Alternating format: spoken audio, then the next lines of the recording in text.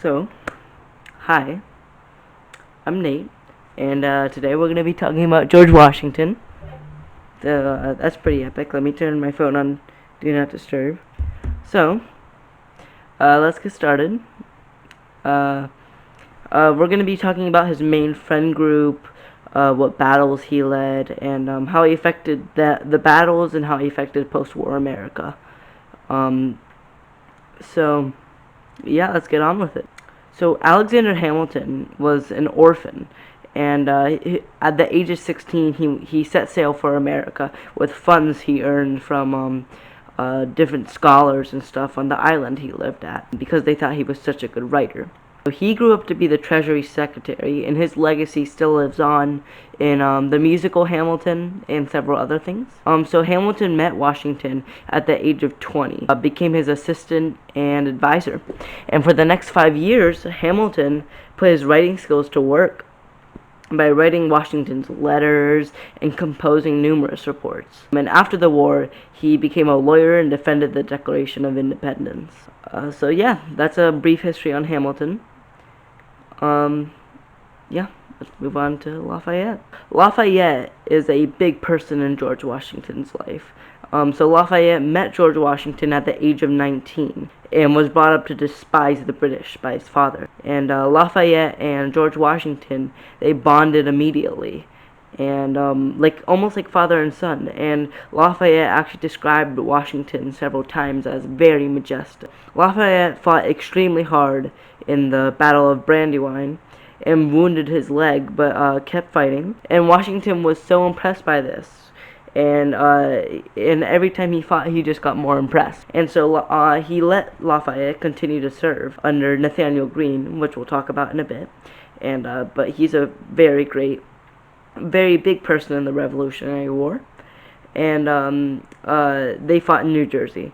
And so after this, Washington, he began to think of Lafayette almost as a child and did not want him to get injured. Washington did not have any children at the time, and him and Lafayette had a 25-year gap, so very big, and it definitely gave them a very father and son type thing. And the more impressed Washington got, the closer they bonded. The young general supplied a crucial role in the siege of Yorktown, and actually was there until the battle ended. They remained very close friends after the war, and Lafayette actually named his son after Washington.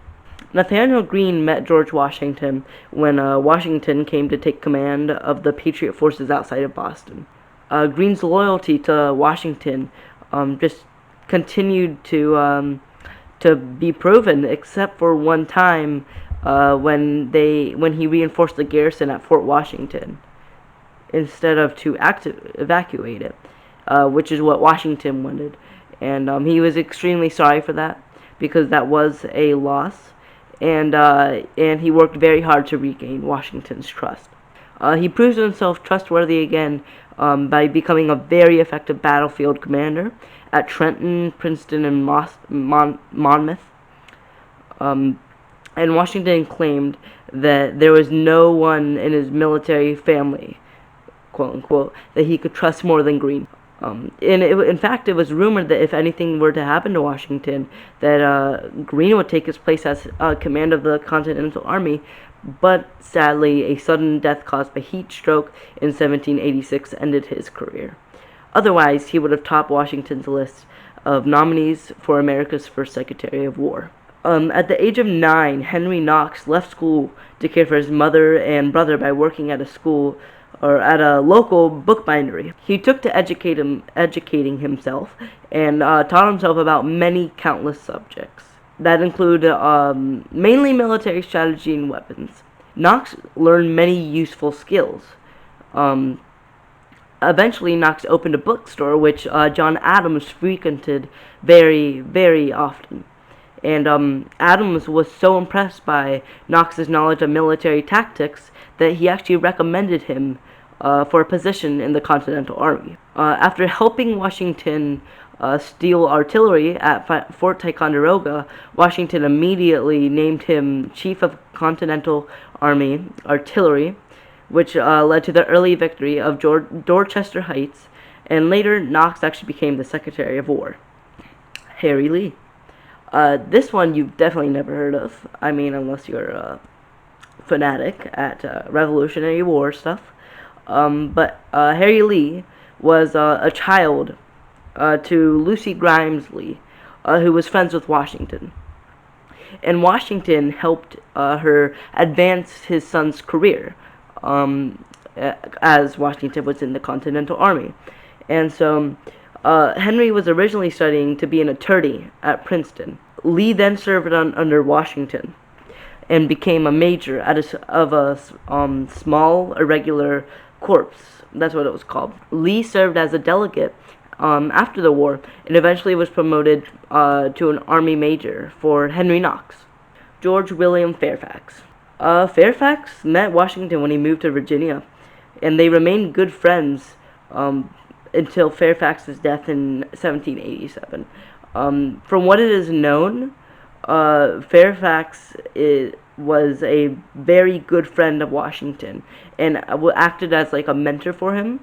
So it was a big hit to Washington when he died. Yeah, so when William and his wife left for England, they left Washington with the power of attorney to oversee their interests in Virginia. And he did that for 2 years until he left for the Continental Army. And so you could say that they were very close friends, even though there isn't much to talk about. He was a mentor and he was a good friend. Unlike most women in the early 1700s, Martha Dandridge Custis, she had learned to read and write. And she met Washington, and the attraction between them was very immediate, mutual, powerful. They were soon married, and George Washington never had real children. He only had, or biological children, I should say. He only had stepchildren from Martha's previously late husband. She died in 1802 and now rests next to her husband. Right. So now we're going to move on to how George Washington led and how he affected 3 major battles of the American Revolution. The first battle, Bunker Hill. You've probably heard about this one. It's the one where they run up the hill, get chased back down, run up the hill, get chased back down, finally run up the hill, and they take it over. And that's the British who run up the hill. So that's a quick summary, but obviously we're going to go more in detail. So, the first battle, Bunker Hill, was started when Artemus Ward sent his men to Bunker Hill to have a good position on the British. They made a mistake and made it up to Breed's Hill, which was actually closer to the British position. The British woke up the next morning to Americans threatening them, and General William Howe led his troops up the hill in hope of the Americans surrendering. They were wrong. The Americans actually took a great group out of them on their first attack. So the British retreated, and they came back in a second wave, but once again they retreated after losing a great amount of men. On the third time, the Americans were running low on ammo and had to resort to hand-to-hand combat. The British eventually took the hill, making this a British victory, but the British did lose 2 times as many troops as Americans. So you could say that the Americans did win in a sense. Washington arrived 2 days later after this battle to take command. So, yeah, it kind of affects Washington, kind of doesn't, but it does motivate him to affect different battles and lead them better. The Battle of Monmouth. The Battle of Monmouth started when George Washington, Marquis de Lafayette, Nathaniel Greene, and Anthony Wayne wanted to confront 15,000 British troops that were strung out on the New Jersey countryside.